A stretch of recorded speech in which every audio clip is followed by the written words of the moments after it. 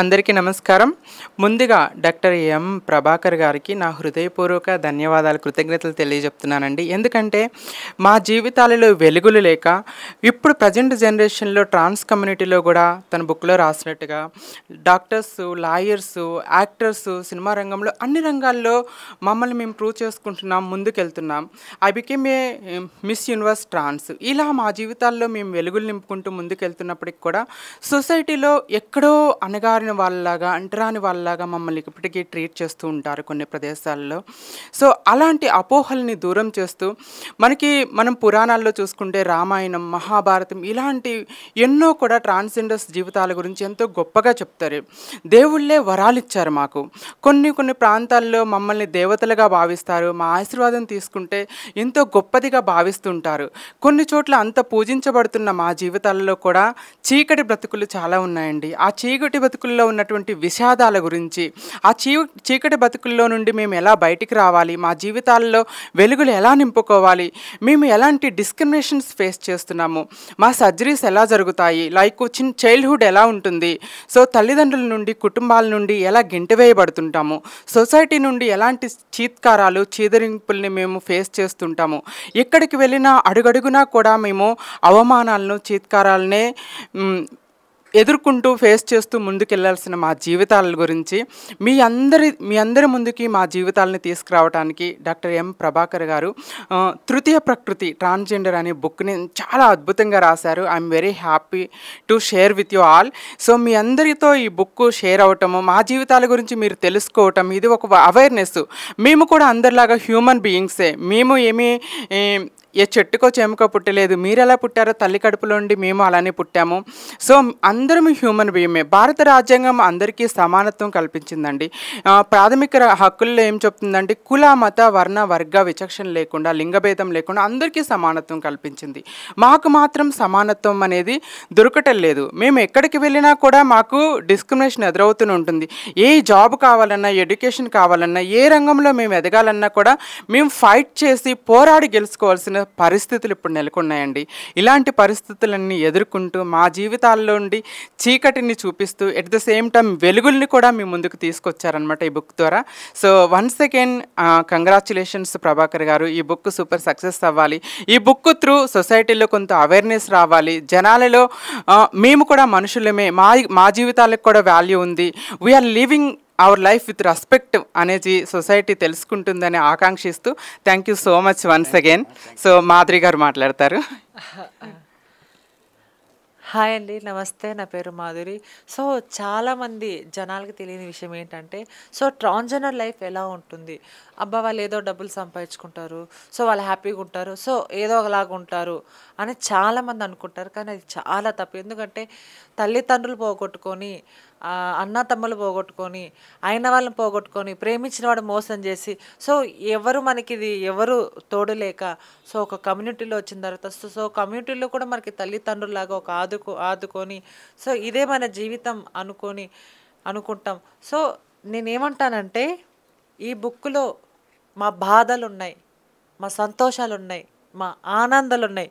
So మేము ఎలా అవమానాలు పడ్డాము, సో మేము ఎలా కష్టపడ్డాము, సో మా పరిస్థితి ఏంటి, మేము సర్జరీ చేయించుకున్న తర్వాత మా పెయిన్ ఎలా ఉంటుంది, సో అన్నీ బుక్లో ఉన్నాయి. సో చాలా హ్యాపీగా ఫీల్ అవుతున్నాను సార్. ప్రభాకర్ గారు నిజంగా చాలా హ్యాపీగా ఫీల్ అవుతున్నా. ఎందుకంటే ఏదేంది తృతీయ ప్రకృతి అనే బుక్ రాశారు. చాలా హ్యాపీగా ఉంది. నిజంగా మమ్మల్ని అంత అర్థం చేసుకోలేమో కానీ మీరు అంత అర్థం చేసుకొని ఈ బుక్లో రాశారు. నిజంగా మీరు బుక్ ఇవ్వగానే నేను ఒక 3 పేజీలు చదివాను. ఎంత అద్భుతంగా ఉన్నాయంటే, సో చదువుతుంటే నాకు చాలా కళ్ళలో నీళ్ళు వస్తున్నాయి. సో ఇంకా పూర్తి బుక్ చదివితే ఎలా ఉంటుందో నిజంగా నేనైతే కన్నా చాలా హ్యాపీగా ఫీల్ అవుతున్నా. Thank you so much sir. మీరు మళ్ళీ అడిగే వన్ పాయింట్ సార్, ఈ బుక్లో మీరు రాసినట్టుగా ప్రతి ట్రాన్స్‌జెండర్ జీవితం కూడా ఒక బుక్కే అవుతుంది. ఎందుకంటే ఒక్కొక్కరిది ఒక్కొక్క రకమైనటువంటి పెయిన్. ఒకళ్ళకి తల్లిదండ్రులే గెంటి వేస్తారు, తల్లిదండ్రులు ఇంటో గెట్టేసి పుట్టోకి దండేసి చనిపోయాడని చెప్పుకునే తల్లిదండ్రులు ఉన్నారు. సో జాబ్ కోసం వెళ్తే ట్రాన్స్‌జెండర్స్ అంటే కొంతమంది ఎలా చూస్తున్నారంటే they made for begging, they made for sex work. నేను మాస్టర్స్ చేసి జాబ్ కోసం వెళ్తే నువ్వు ట్రాన్స్ కదా, నువ్వేం జాబ్ చేస్తావు, నైట్కి వస్తా అనే మనుషులు ఉన్నారు. అలాంటి సొసైటీ ఉంది. అడుగడుగునా మేము డిస్క్రిమినేషన్ చేస్తున్నప్పటికీ కూడా మా మనసులను అర్థం చేసుకొని మా బాధని, మా జీవితాలని సొసైటీలోకి తీసుకురావాలని మీరు చూడటం అనేది చాలా ఆనందించదగ్గ విషయం. ఎందుకంటే అండి, మన హిందీలో కానీ వేరే లాంగ్వేజెస్లో కూడా ట్రాన్స్జెండర్స్ గురించి కథలు, సినిమాలు, స్టోరీస్ వచ్చినాయి. కానీ తెలుగులో ఇలా ముందుకొచ్చి మా గురించి బుక్ రాయటం, ఒక సినిమా తీయాలి, ఒక సీరియల్ తీయాలి అని ముందుకు వచ్చిన మనుషులు చాలా తక్కువ మంది ఉన్నారు మన తెలుగు ఇండస్ట్రీలో. ఎందుకంటే కలేజ్లో శక్తి అనే ఒక ట్రాన్స్జెండర్స్ రియల్ లైఫ్ సీరియల్ వచ్చిందండి. అలానే హిందీలో చాలా మూవీస్ కూడా వచ్చినాయి. కానీ తెలుగులో మనం చూడటానికి కూడా చాలా తక్కువగా ఉంటాయి. సో మాకు అవకాశాలు కూడా దొరకట్లేదు. బీయింగ్ ఏ ఆర్టిస్ట్, నేను ట్రాన్స్జెండర్ ఆర్టిస్ట్గా చేస్తున్నాను. 3 మూవీస్ చేశాను, 2 సీరియల్స్ అండ్ వెబ్ సిరీస్లో కూడా చేశాను. అవకాశాల కోసం వెళ్ళినప్పుడు కూడా మా అవకాశాలు కూడా దొరకకుండా పోతుంది. ఎందుకంటే మెయిల్స్, ఫీమేల్స్ కూడా ట్రాన్స్జెండర్ క్యారెక్టర్ చేస్తున్నారు. బీయింగ్ ఏ ట్రాన్స్, మేము ఒక ఫీమేల్ క్యారెక్టర్ కోసం వెళ్ళినప్పుడు నువ్వు ట్రాన్స్ కదా, ఫీమేల్ క్యారెక్టర్ అంటే అడుగడుగున ఎక్కడికి వెళ్ళినా కూడా అవకాశాలు అనేది దొరుకుని ఉంటుంది.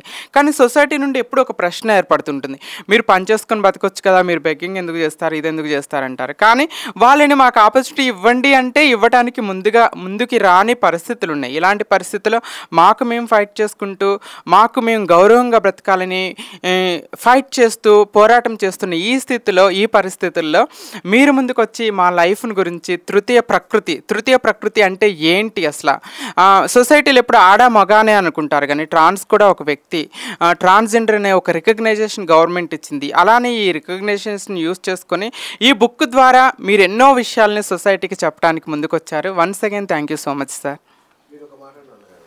థ్యాంక్ యూ అమ్మా. ఈ పుస్తకం రాసినందుకు నాకు ఎంతో తృప్తికరంగా ఉంది. ఎందుకంటే సమాజంలో వాళ్ళు కూడా మనుషులే, వాళ్ళు కూడా మనతో పాటు సహజంగానే పుట్టినటువంటి వాళ్ళకు తెలియకుండానే ఒక దశలో వాళ్ళ శరీరంలో మార్పులు వస్తాయి. ఎందుకు వస్తున్నాయో వాళ్ళకి తెలియదు, ఎవరికి చెప్పానో తెలియదు, ఎవరికి చెప్పుకోవాలో తెలియదు. తల్లిదండ్రులకు చెప్తే కొడతారు, స్కూల్కి పోతే ఎగతాళి చేస్తారు, స్కూల్ మానేస్తే ఇంట్లో తిడతారు.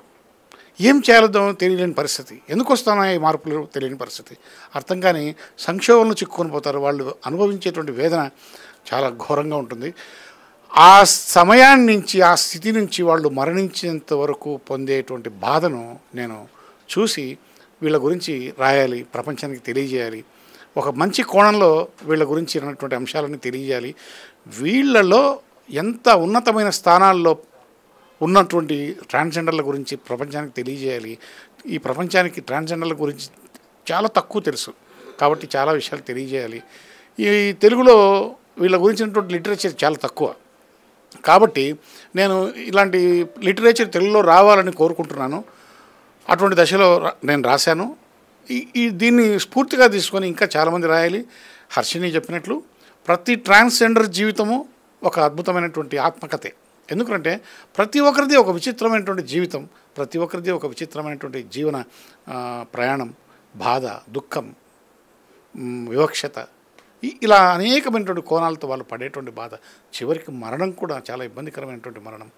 బంధువులు మరణిస్తే పోయి చూద్దామంటే రానివ్వరు, వీరు మరణిస్తే బంధువులు వచ్చి చూడరు. చాలా ఘోరాతి ఘోరమైనటువంటి స్థితి నుంచి ఈ సమాజం మేల్కొని వీళ్లను కూడా, ఒరే నాకు ఒక కొడుకు, ఒక కూతురు, అలాగే ఒక వికలాంగుడని ఎలా వికలాంగుడిని గౌరవించి ఇంట్లోనే పెట్టుకొని చూస్తున్నారో, రక్షిస్తున్నారో, అదేవిధంగా నాకు ఒక ట్రాన్స్జెండర్ అని చెప్పి వీళ్ళను కూడా వాళ్ళు అంగీకరించి ఇంట్లో పెట్టుకొని భద్రత కల్పించి గౌరవంగా వీళ్ళు జీవించే స్థితికి తల్లిదండ్రులు మొదట రావాలని చెప్పేసి నేను కోరుకుంటూ ఈ పుస్తకాన్ని రాశాను. ఈ పుస్తకాన్ని మీరు ఎంతో చదవండి.